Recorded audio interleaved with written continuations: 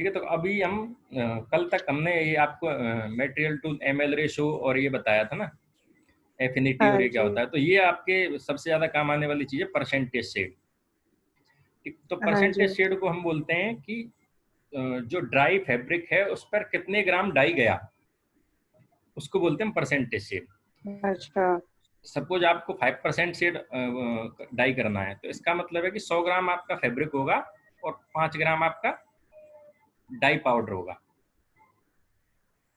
ठीक है, समझे ये बात जी सर। है कि आपको 100 kg कपड़ा दे दिया जाए और उसको बोल दिया 5% शेड करो, डाई करो आप, तो उसमें आपको 100 kg कपड़ा और 5 kg डाई डाइस। डाई लेंगे हैं। तो ऐसे आपको ये कैलकुलेट करना होता है। तो इसका फॉर्मूला है कि शेड परसेंटेज कैलकुलेट कैसे करते हैं। तो हमारा मेन जो चीज है वो है कि हमें कितने ग्राम डाई लेनी है, ये डिसाइड करना होता है ना। कि आपको दे दिया 5 कि आप 5% शेड करो, तो उसमें आपको कितने ग्राम डाई चाहिए, ये आपको डिसाइड करना है। तो उसके लिए फॉर्मूला है कि percentage shade is equal to quantity of dye in gram divided by dry weight of fabric, fabric fibre yarn जो भी डाई करना है, और इनटू 100, ये 100 ऊपर है, ठीक है, इनटू 100 परसेंटेज में। In short quantity of dye in gram into 100 divided by dry weight of fabric yarn और fibre whichever we want to dye. इसका एक एग्जांपल देता हूँ, ये आप पढ़ो एक बार। If a material is to be dyed for a shade percent और 5% shade, how much dye powder is required to be added in the dye bath? The weight of material is 10 gram and the material to liquor ratio is 1:20। तो ये आपको industry में ये सब काम करना होता है कि आपको एमएल रेशो पता है मशीन का, कि आपको 1:20 मटेरियल टू लिकर रेशो लेना है, तो आप कितने ग्राम डाई यूज करोगे 5% शेड के लिए, दैट इज द पॉइंट। ठीक है, तो पहला काम क्या करोगे आप, कि पहला काम कि हमें कितना पानी चाहिए, वो कैसे डिसाइड होगा, मटेरियल टू लिकर रेशो पे। अगर आप, लिक्विड। हाँ, अगर आपका 10 ग्राम मटेरियल है और 1:20 मटेरियल टू लिकर रेशो है, तो 10 इंटू 20, 20। हाँ, तो ये 200 ml।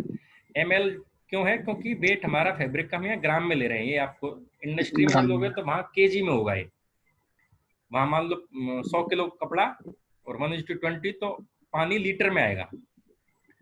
इफ 100 kg फैब्रिक का वजन है तो आपका पानी आएगा 2000 लीटर। ठीक है, 100 गुणा 20 कितना, 2000। क्योंकि फैब्रिक का वेट केजी में है तो आपका पानी लीटर में आएगा, फैब्रिक का वेट ग्राम में है तो पानी आपका एमएल में आएगा। ठीक, तो 200 ml तो आपका पानी हो गया। अब शेड परसेंटेज आपका 5, तो जो हमने पिछला फॉर्मूला था उसके अकॉर्डिंग देखें तो शेड परसेंटेज यहाँ 5 रखा हमने, is equal to weight of dye in gram into 100 divided by weight of fibre. ठीक है, तो ये फॉर्मूले से आपको निकालना है weight of dye required in gram, कि हमें कितना डाई चाहिए। तो वो कैसे होगा कि आपका 100 5 इंटू 10, ये जो 5 है, ठीक है, देख रहे हो ना फॉर्मूला आपके पास, ये है वेट ऑफ द फाइबर है। जो फॉर्मूला पिछला ये वाला फॉर्मूला जी। दिया था हमने, इसमें ये है आपके पास, और वेट ऑफ द फाइबर है। आपको चाहिए क्या, ये क्वांटिटी ऑफ डाई इन ग्राम। तो सब में वैल्यू पुट करेंगे, यहाँ 5 लिखेंगे ड्राई। 0.5 ग्राम आ गया सर। हाँ हाँ, तो ये फॉर्मूले में वैल्यू पुट करेंगे तो आपका वेट ऑफ रिक्वायर्ड डाई आ जाएगा 0.5 ग्राम। तो आपको 0.5 ग्राम डाई लेनी है और उसको 200 ml पानी में डिजोल्व करना है। ठीक है, आया समझ में ये चीज कैसे कैलकुलेट करना है? जी सर। ठीक, तो ये क्योंकि सर ये, एक बार और क्लियर कर दीजिए सर। हाँ हाँ हाँ, बताता हूँ मैं एक बार और। कि आपका 5% है लेट डाई, हो गया, 5 मिनट लेट हो गया। हाँ हाँ, तो नो प्रॉब्लम। 5% आपका शेड है और मटेरियल टू लेकर रेशियो है 1:20। तो 1:20 के अकॉर्डिंग आपका पानी कितना चाहिए हमें, 10 आपका 10 ग्राम वेट ऑफ 200। फैब्रिक। ठीक है, 10 gram 10 into 20 is equal to 200 ml। ये जब वेट आपका ग्राम में होगा तो पानी ml में आएगा, वेट आपका केजी में होगा तो पानी लीटर में आएगा। तो इंडस्ट्री में मान लो 10 किलो 50 किलो फैब्रिक है तो वो आपका पानी लीटर में आएगा। ठीक, उसके बाद आपका जो हमने फॉर्मूला लिखा है यहाँ, परसेंटेज शेड बराबर क्या होता है, quantity of dye in gram into 100 divided by dry weight of the fibre. ये जो 100 है ना, ये ऊपर है फॉर्मूले में, ध्यान रखना, ये नीचे 100 नहीं है। ये 100 है कि quantity of dye in gram into 100 divided by weight of the fabric. ठीक, तो आप सर इसमें लिकर रेशियो कहीं यूज नहीं होता ना? हाँ, लिकर रेशो का कोई मतलब नहीं होता है, मतलब लिकर रेशो से आपके कैलकुलेशन पर वेट ऑफ डाई नहीं है पे ना? फर्क नहीं आएगा, डिफरेंस नहीं आएगा। कोई नहीं आएगा ना सर? हाँ हाँ, हाँ, डिफरेंस नहीं आएगा, मतलब अब वो लिकर सिर्फ रेशो, हमारा पिकअप में डिफरेंस आएगा हाँ सिर्फ, हाँ, बट एग्जॉशन में डिफरेंस आएगा, उसमें बाकी इसमें डिफरेंस नहीं एग्जॉशन आएगा। में डिफरेंस आएगा, इसमें हाँ, नहीं फर्क है। इसमें नहीं आएगा वेट, मतलब मटेरियल टू लिकर रेशो अगर आपका यहाँ 30 भी होता तो भी डाई पाउडर आपको इतना ही लेना था, तो 0.5 ग्राम। ठीक उतना है, ही लेना है। हाँ हाँ, क्योंकि हम क्या एक्सपेक्ट करते हैं कि जितना भी आपने मटेरियल टू लिकर रेशो कितना भी हो, आपका जो डाई हमने डाला है पानी में, वो पूरा डाई कपड़े पे जी, जाना चाहिए, ये हम एक्सपेक्ट करते हैं। एग्जॉस्ट। हाँ, तो ये फॉर्मूले में हमने सारी, ये हमारे पास बाकी सब चीजें हैं, ये फॉर्मूले में हमारे पास हमें चाहिए ये quantity of dye in grams, ये है हमारे पास, ये है हमारे पास, और ये सारा वैल्यू अगर इसमें हम पुट करेंगे तो ये आपका 0.5 ग्राम आ जाएगा। ठीक है, ये एक्चुअल फॉर्मूला ये है। ये थोड़ा नीचे वाला फॉर्मूला है ना, ये वाला कंफ्यूजिंग है थोड़ा, जो पहले लिखा है हमने, ये 100 है ना, ये ऊपर आएगा क्योंकि ये इसमें टाइपिंग में से लिखा हुआ है, quantity of dye in gram into 100 divided by ये है, तो यहाँ थोड़ा ये जो तरीके से प्रॉपर तरीके से लिखा हुआ है, ये आपका परसेंटेज शेड हो गया, ये वेट ऑफ डाई इन ग्राम हो गया into 100 divided by weight of fibre. ठीक सर, ये जो इसमें एमएल रेशियो लिखा हुआ है, सर एक मिनट बैक आइए। हाँ, ये जो हाँ, एमएल रेशियो लिखा हुआ है, इसमें 1:20 लिखा हुआ है, तो हाँ, इसमें जो 1 है वो डाई का हो गया, हाँ, और मतलब जो 1 20 है ग्राम, वो वाटर का हो नहीं, गया। ये नहीं, ऐसा है कि 1 ग्राम डाई के लिए आपको 20 ml पानी चाहिए, या 1 किलो कपड़ा अगर आप डाई अच्छा कर रहे अच्छा, हो तो 1 उसके लिए ग्राम 20 लीटर पानी चाहिए, समझे? 1 किलो कपड़ा अच्छा है, 1 ग्राम 1 किलो कपड़ा है तो उसके लिए हाँ 20 लीटर पानी चाहिए, 1 ग्राम कपड़ा है तो उसके लिए 20 ml पानी चाहिए। तो यहाँ कपड़ा हमने कितना लिया, 10 ग्राम लिया है, तो 10 into 20 is equal to 200 ml। आया समझ में ml रेशो? सर कोई ऐड होना चाह रहा है मीटिंग में? ओके ओके, देखते हैं, हाँ है, शायद है। ठीक, नेक्स्ट है कि डाइंग में और क्या क्या ऑक्सिलरीज हम काम में लेते हैं डाई के अलावा। डाई में एक तो डाई हो गई, ठीक, उसके अलावा बहुत सारे अदर केमिकल्स भी होते हैं जो हम यूज करते हैं। इलेक्ट्रोलाइट। हाँ हाँ, तो वो हम डाइंग में, उनको हम सबको बोलते हैं डाइंग ऑक्सिलरीज। तो वो क्या क्या होते हैं कि इनको डाइंग असिस्टेंट या auxiliaries are the chemicals which facilitate the production of required shade of dyeing, यानी जो हमें रिक्वायर्ड शेड चाहिए वो ये डाइंग ऑक्सिलरीज से आता है, और डाइंग हमारा प्रॉपर तरीके से हो, जो प्रोसेस है वो प्रॉपर तरीके से हो, तो they are dyeing assistant, they assist the dyeing process. तो इसमें पानी तो है, पानी यूज में आता है आपके एज ए कैरियर। अल्टीमेटली हो क्या रहा है कि हम पानी में डाई घोल रहे हैं, ठीक है, फिर वो डाई को कपड़े पे चला रहे हैं और फिर पानी को हम ड्राई कर रहे हैं। तो पानी का काम क्या है यहाँ पे, क्योंकि गीला किया फिर सुखाया, पानी का काम है वो डाई को कपड़े तक पहुंचाना, कपड़े के अंदर तक पहुंचाना। तो पानी हम एज ए वाटर, हम एज ए मीडियम और एज ए सॉल्वेंट और एज ए कैरियर यूज करते हैं डाई के लिए, सो जिससे कि डाई कपड़े पे पहुंच जाए। ठीक, एसिड और एल्कली ये हम पीएच मेंटेन करने के लिए यूज करते हैं। एसिड डाई होगी तो एसिड यूज करेंगे, एल्कली आपके रिएक्टिव में यूज करते हैं, और अपने इसमें भी करते हैं, वेट में यूज करते हैं, सल्फर में यूज करते हैं। ठीक, कैरियर, कैरियर कहाँ यूज करते हैं, किसी को पता है? पॉलिएस्टर। हाँ, पॉलिएस्टर डाइंग में सर। पॉलिएस्टर डाइंग में करते हैं, लेकिन आजकल ये बैन हो गया है, अब कोई नहीं करता है कैरियर, क्योंकि कैरियर का अपना, पॉलिएस्टर में क्यों यूज करते हैं, ओ, क्योंकि पॉलिएस्टर क्योंकि सर हाँ हाँ स्वेल नहीं हो पाता, हाँ, पॉलिएस्टर का डाइंग होता है आपका एब्जॉर्ब नहीं कर 130, पाता उसको स्वेल करके। हाँ 130 पे होता है, लेकिन अगर आपको 130, जी, अगर आप पानी गर्म करोगे तो 130 टेम्परेचर आएगा नहीं कभी, उसके स्टीम लिए क्या अगेन। आपको, हाँ जी इसके लिए आपको प्रेशर कुकर टाइप का अरेंजमेंट चाहिए जिससे टेम्परेचर बढ़ सके। हाँ मतलब प्रेशर, एनवायरमेंटल नहीं, प्रेशर पे इतना टेम्परेचर 100 से प्रेशर ऊपर जाता एस टी नहीं एच है। पी, हाँ इसलिए high temperature high pressure HTHP S जिसको टी एच बोलते पी हैं हम, मशीन्स। वो मशीन चाहिए होती है। लेकिन अगर आपको नॉर्मल 100 डिग्री पे डाई करना है पॉलिस्टर को तो आपको कैरियर काम में लेना पड़ेगा। ठीक, कैरियर का काम होता है फाइबर को स्वेल करता है ये, ताकि डाई अंदर उसमें जा सके। कैरियर यूज करोगे तो आप 100 डिग्री पे आपका पॉलिस्टर डाई हो जाएगा। ठीक, अदरवाइज पॉलिस्टर कितने पे डाई होता है, 130 पे।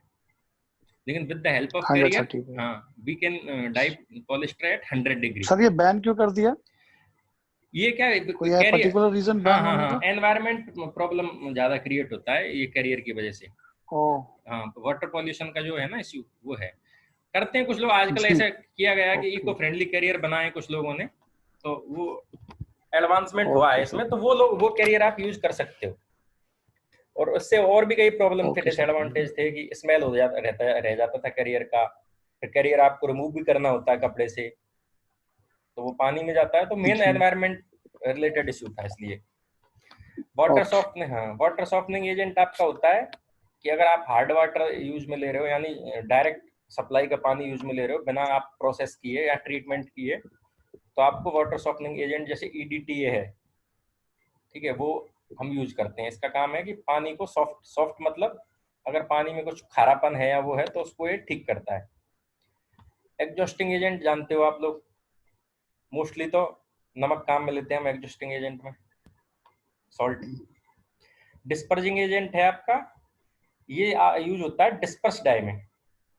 ओके, डिस्पर्स डाई में क्या है कि डिस्पर्स डाई भी पार्शियल सोल्यूबल होती है पानी में, जैसे मैं बताया था ना आपको उस दिन की, जैसे रेत पानी में होता है कि उसमें पार्टिकल पूरे में यूनिफॉर्मली स्प्रेड रहें, तो इसलिए डिस्पर्सिंग एजेंट हम काम करते हैं, ताकि डिस्पर्स यानी फैली हुई रहे डाई, डाई इकट्ठी नहीं हो, एग्लोमेरेट गोले गोला नहीं बने डाई का, तो वहां हम डिस्पर्सिंग एजेंट काम में लेते हैं। लेवलिंग एजेंट लेते हैं डाई में हम कैसे, ताकि हमारी डाई लेवल हो, ऐसा नहीं हो कि एक जगह ज्यादा डार्क हो गई एक जगह लाइट हो गई। रिटार्डिंग एजेंट कई जगह होता है कि डाइंग का एफिनिटी बहुत ज्यादा होता है, यानी डाई कपड़ा डालते ही डाई कपड़े की तरफ भागती है बहुत स्पीड से, तो उस वजह से अनइवन डाई होने के चांसेस होते हैं। अनइवन मतलब कैसे होगा कि जो हिस्सा कपड़े का पहले डाई के कांटेक्ट में आया वो डार्क शेड हो जाएगा, और जो बाद में कांटेक्ट में आया वो लाइट शेड हो जाएगा, तो उसके लिए रिटार्डिंग एजेंट यूज करते हैं जो स्पीड फ्लो करता है। ये हर डाई में जैसे कुछ कुछ सैलवेज चीजें, प्रॉब्लम इसी से आता है क्या सर? क्या फैब्रिक में जो सैलवेज की प्रॉब्लम आती है इसी की वजह से आती है? ना ना ऐसा जरूरी नहीं है, ये हर उस डाई में यूज नहीं करना होता। रिटार्डिंग एजेंट जैसे आपको रिएक्टिव में यूज नहीं करना, ये मेनली एसिड डाई में काम आता है, जिस डाई का एफिनिटी ओके बहुत ज्यादा होता है वहां काम में लेते हैं। आपके नॉर्मल कॉटन डाइंग में यूज नहीं करते हैं retarding agent. Okay. Sir levelling और रिटार्डिंग में क्या डिफरेंस हुआ?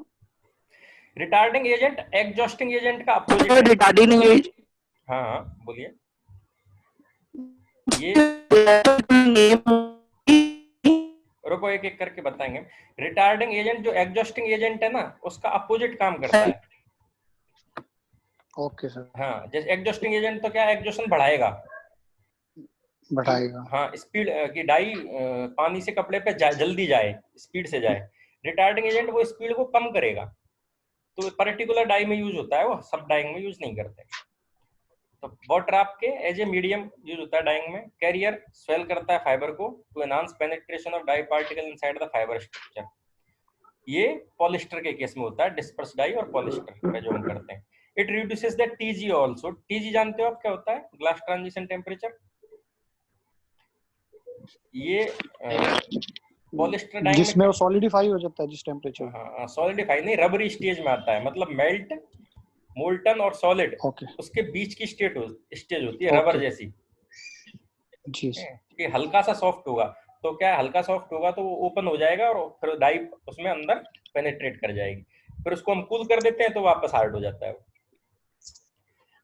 ठीक, एसिड एंड एल्कली आप pH एडजस्ट करने के लिए काम में लेते हैं। वाटर सॉफ्टनिंग एजेंट तो जहाँ हार्ड वाटर काम में लेते हैं वहीं यूज करते हैं हम यूजुअली। तो कंपनियां ट्रीटेड वाटर काम में लेती हैं तो वहां हमें यूज करने की जरूरत नहीं होती है। ठीक है, तो ये EDTA करके केमिकल होता है, एक कैलगोन है, EDTA, इसका पूरा फुल फॉर्म होता है एथिलीन डाइएमीन टेरेफ्थलेटिक एसिड। ठीक, तो कॉमनली इसको सॉफ्टनिंग एजेंट बोलते हैं।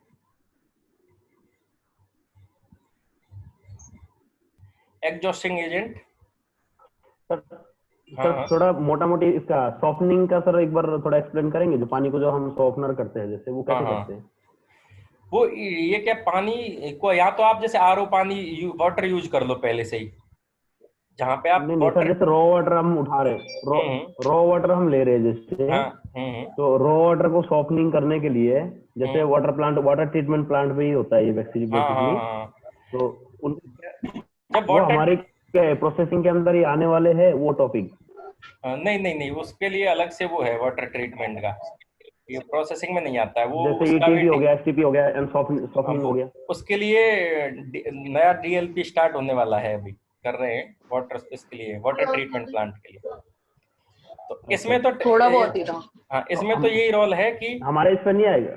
नहीं नहीं, इस आपके इसमें नहीं आएगा, वो एक अलग फील्ड हो जाता है इसमें तो, नहीं, हालांकि अगर दो टाइम बना मिला रहा। तो मैं थोड़ा आपको बता दूंगा उसमें। ठीक है, STP सर एक बार नॉर्मल जो, थोड़ा हाँ, जनरल जनरल नॉलेज के लिए थोड़ा हाँ चाहिए हाँ सर, हाँ हाँ, प्लीज अगर वो एक्सप्लेन कर देना उसको। टाइम रहा तो मैं थोड़ा बता दूंगा उसका, एक्चुअली ज्यादा डिटेल मुझे भी नहीं पता पर हाँ, बेसिक बेसिक पता है उसका।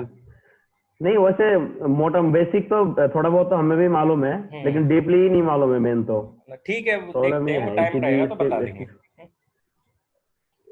Okay so okay sir. Exhausting agent क्या होता है आपका, ये मूवमेंट ऑफ डाई मॉलिक्यूल को एनहांस करता है, यानी डाई मॉलिक्यूल जो पानी में है, पानी में हमने डाई बोला, तो उसके movement towards the fibre, fibre की तरफ जाने का जो मूवमेंट है उसको बढ़ाएगा, तो डाई थोड़ा स्पीड से जाएगी कपड़े की तरफ।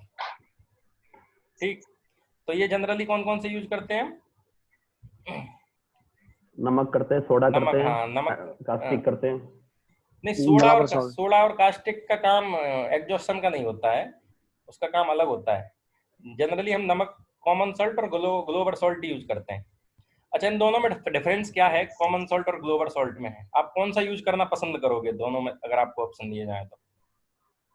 अच्छा, हमने तो सर कॉमन सॉल्ट यूज किया है अब तक तो हाँ डाइंग के अंदर, हाँ, तो अगर रिएक्टिव आप, ग्लोबल थोड़ा सल्फर स्लो हो। करता है ना इतना। हाँ हाँ, ग्लोबल सॉल्ट स्लो करता है, यानी अगर आपको कॉमन सॉल्ट आपने 1 किलो डाला है तो ग्लोबल सॉल्ट आपको डबल डालना पड़ेगा, जस्ट डबल। डबल डालना पड़ता हाँ, जैसे 2 kg डालना पड़ेगा ग्लोबल सॉल्ट।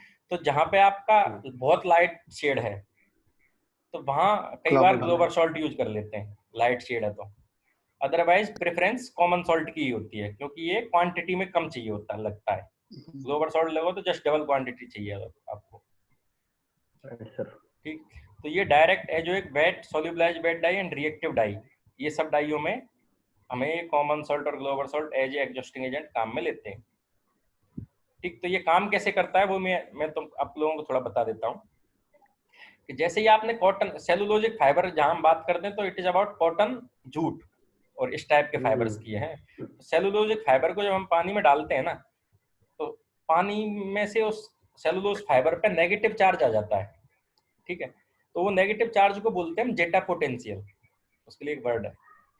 अब नेगेटिव चार्ज होगा तो क्या होगा कि डाई भी नेगेटिव चार्ज की होती है, जैसे आपने पानी में डाई डाली ना तो डाई भी नेगेटिव चार्ज रखती है। अब डाई भी नेगेटिव और कपड़े पे भी नेगेटिव आ गया तो नेगेटिव और नेगेटिव पॉजिटिव दूर बन जाती है। भागेगा, दूर भागेगा मतलब बाहर रिपेल हाँ, करेंगे। रिपेल करेंगे एक दूसरे को।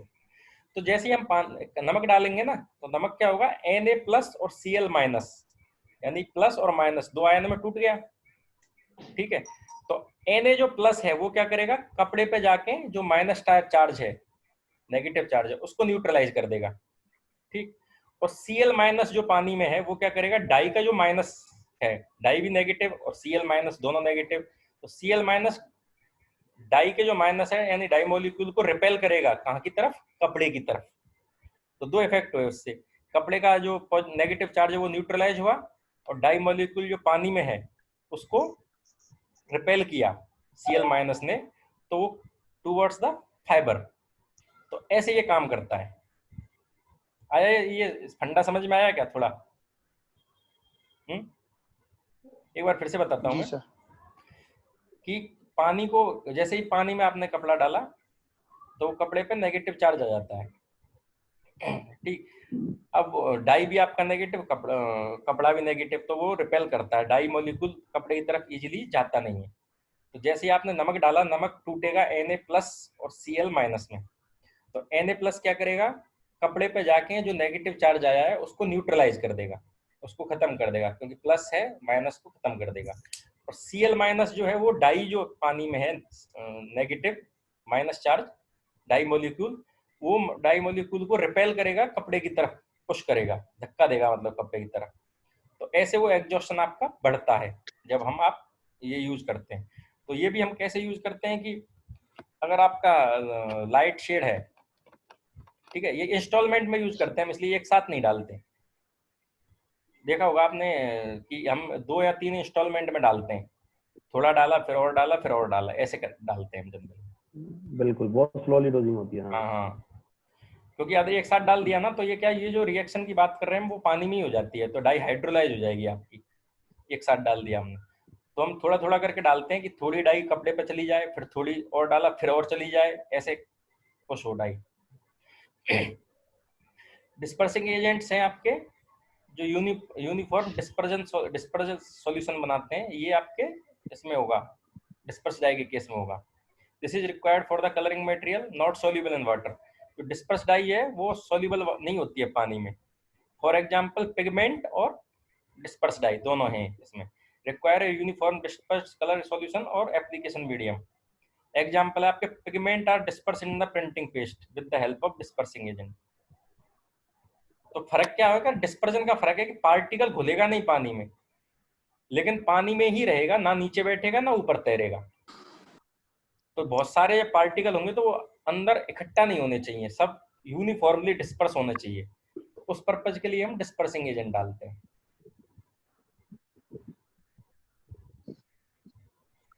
लेबलिंग एजेंट का काम है कि to produce uniform even dyeing of the textile material. Some dye have the tendency to rush to the fiber due to the higher affinity for the fiber.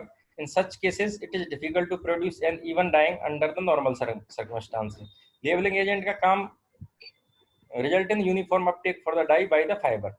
कि ये डाई को यूनिफॉर्मली फाइबर डाई पिकअप करे, उसके लिए हम ये die काम labelling agents काम में लेते हैं।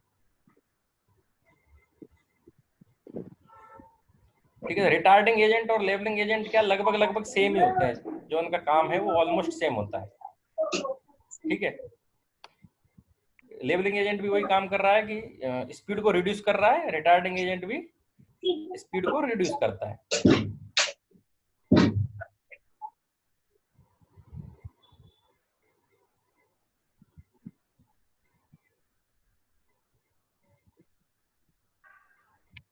ठीक, डाई बाथ मतलब किसको बोलते हैं हम, कि आपका डाइंग का कंटेनर है जिसमें सारे केमिकल्स हमने डाले हैं, तो उसको हम डाइंग बाथ बोलते हैं।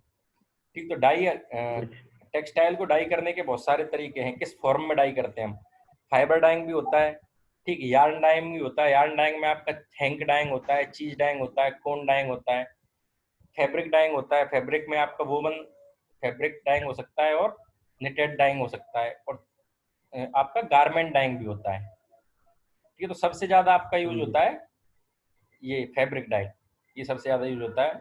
उसके बाद मेरे हिसाब से यार्न डाइंग यूज होता होगा, तीसरे नंबर पर ये फाइबर डाइंग होता है, और सबसे कम आप गारमेंट डाइंग करते हैं।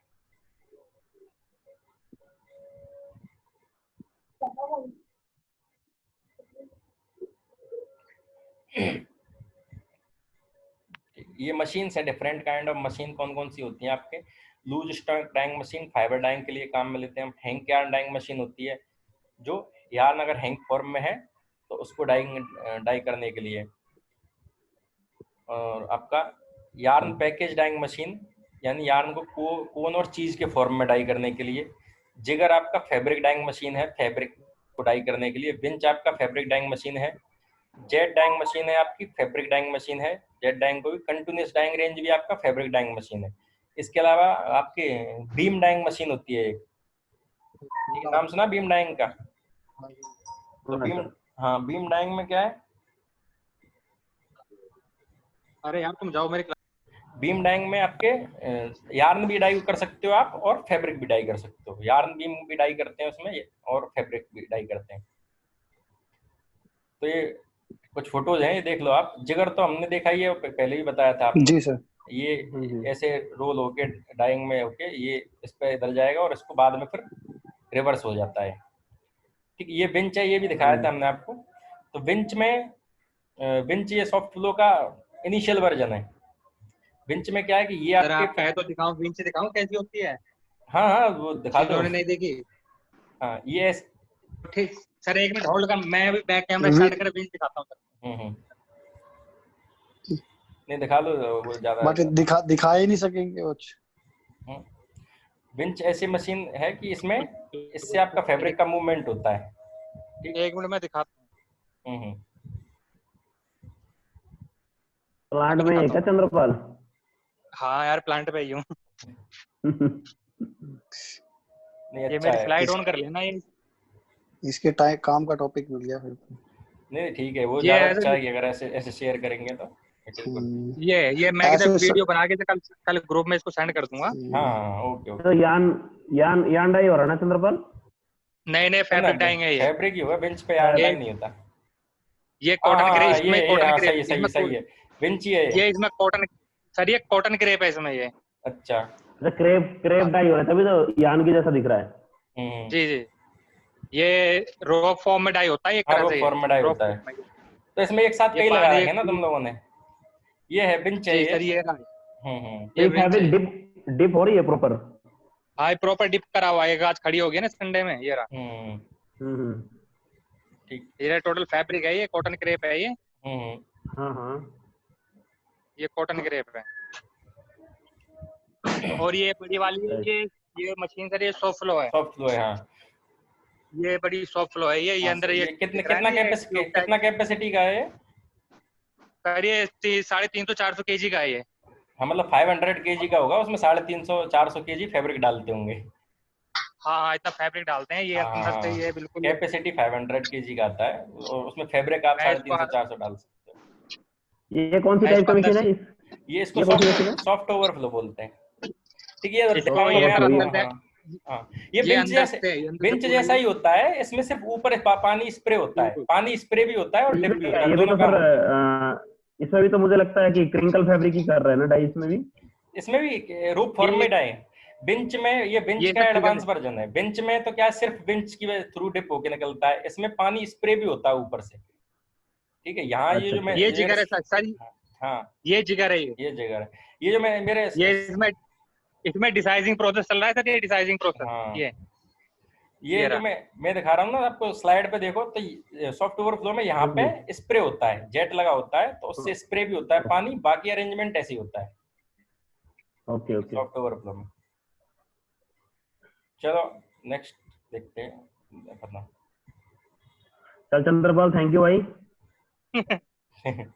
मैं वीडियो बना के सेंड करूंगा कल मेरी प्लांट में मर्सराइजर भी चलेगा।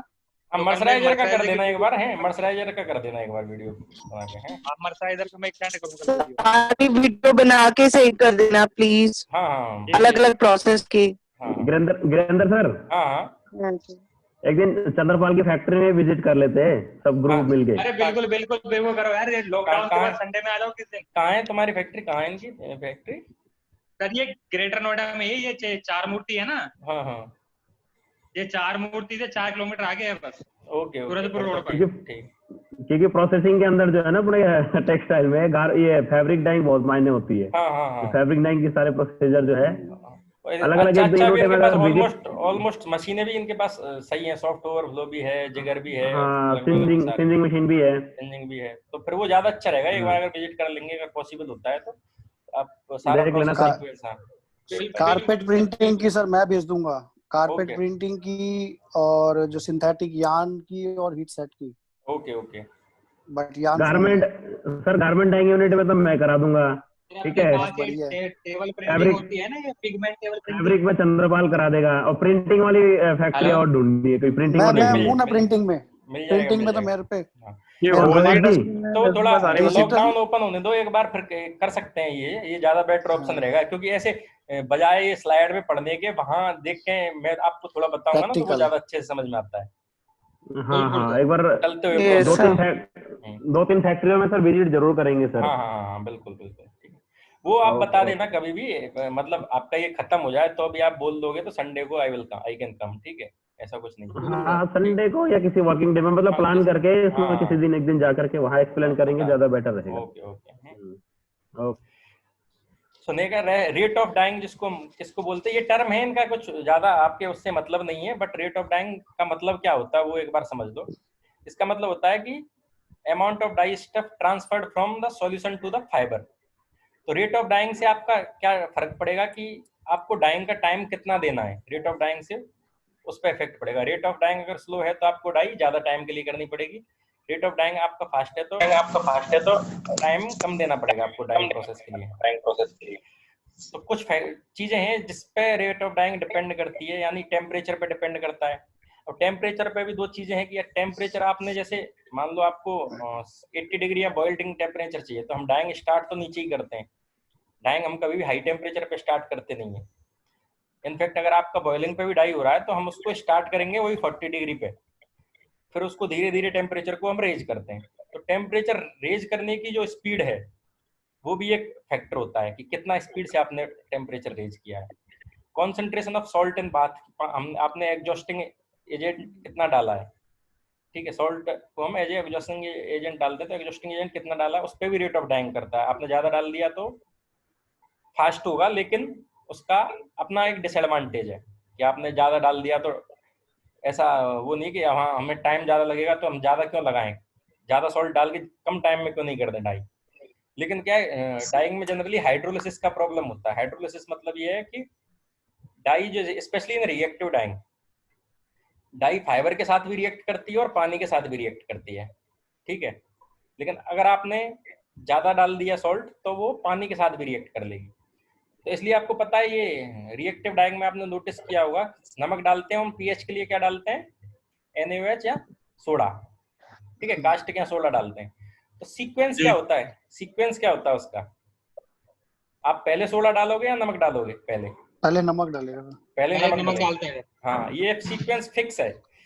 आप पहले सोडा नहीं डाल सकते, क्योंकि आपने सोडा डाल दिया ना, सोडे का काम क्या है कि डाई फिक्सेशन का काम है। सोडा डाला तो dye will react with the fibre और डाइंग के फाइबर और डाई के बीच में जो बॉन्ड बनता है ना, वो उस पीएच पे बनता है। वो आप सोडा डालोगे उसके बाद वो बॉन्ड बनेगा, यानी डाई फिक्सेशन के काम आता है सोडा। लेकिन आपने सोडा पहले ही डाल दिया तो क्या है, डाई और फाइबर का बॉन्ड पानी में ही बन जाएगा और डाई आपकी कपड़े पे नहीं जाएगी, ठीक। इसलिए वो सीक्वेंस हमेशा ऐसे ही रखना होता है कि पहले एग्जॉशन, यानी पहले हमें डाई कपड़े पे पहुंचानी है, फिर उसका रिएक्शन कराना है डाई का और फाइबर का। तो सर जो सोडा जो होता है वो डाई एग्जॉशन का कोई बिल्कुल भी काम नहीं करता है? नहीं, एग्जॉशन का काम बिल्कुल नहीं होता उसका काम फिक्सेशन है, डाई फिक्स करता है। एग्जॉशन का काम सिर्फ नमक का होता है। बट हमने सर फिजिकली जब कई बार देखा है, जैसे सॉल्ट डाल दिया, कॉमन सॉल्ट डाल दिया, डालने के बाद में 15-20 मिनट चलाने के बाद जैसे टेम्परेचर उसको हाई करना पड़ता है, लगभग 60 डिग्री के आसपास ले जा करके, और फिर हम सोडा ऐड करते हैं। तो वो डार्क शेड दिखता होगा। सोडा जब जो सोडा जब ऐड करते हैं उससे पहले काफी डाइज जो है उसके मशीन के अंदर होती है। कॉमन सॉल्ट जब डालते हैं उस टाइम में अगर हम शेड चेक कर रहे हैं तो काफी लाइट रहता है, लेकिन सोडा डालने के बाद वो डार्क होके और निकलता है। मतलब एग्जॉशन तो उस टाइम में भी करते हैं काफी। वो इसलिए दिखता है, जो तुम बोल रहे हो बात सही है, वो इसलिए दिखता है क्योंकि डाई फिक्स तब होती है जब आप सोडा डाल रहे हो, इसलिए वो आप डाई फाइबर का बॉन्ड सोडा डालने के बाद बनता है। एग्जॉशन में उसका कोई रोल नहीं है, एग्जॉशन में रोल सिर्फ नमक का है, ठीक है। और सर ये जो कहते हैं कि डाइज नहीं डालनी चाहिए सोडा डालने के बाद, वो भी यही रीजन है? हाँ, वो भी यही रीजन है, क्योंकि फिर आपका डाई वेस्ट हो जाएगा अगर आपने सोडा डालने के बाद डाई डाला तो। जैसे कभी कभी टोन को मैच करने के लिए थोड़ा एडिशन तो देना पड़ता है सर। हाँ, एडिशन टोनिंग करनी पड़ती है सर। हाँ, एडिशन के लिए फिर आप अलग से वो यूज करते होगे ना, या आप अलग नहीं सर, उसी पानी में एडिशन डालते हैं, एडिशन उसी पानी में डालते हैं सर, उसी पानी में। बट रिकमेंड नहीं करते, वो कहते हैं कि अगर सोडा डल गया तो फिर एडिशन। हाँ, वो जनरली है कि आपने नमक डाल दिया उसके बाद में आप एडिशन करो तो कोई प्रॉब्लम नहीं है ज्यादा। हाँ, यस सर, तो ठीक है। लेकिन सोडा में ये कि फिर ये कि आपका थोड़ा बहुत ही आप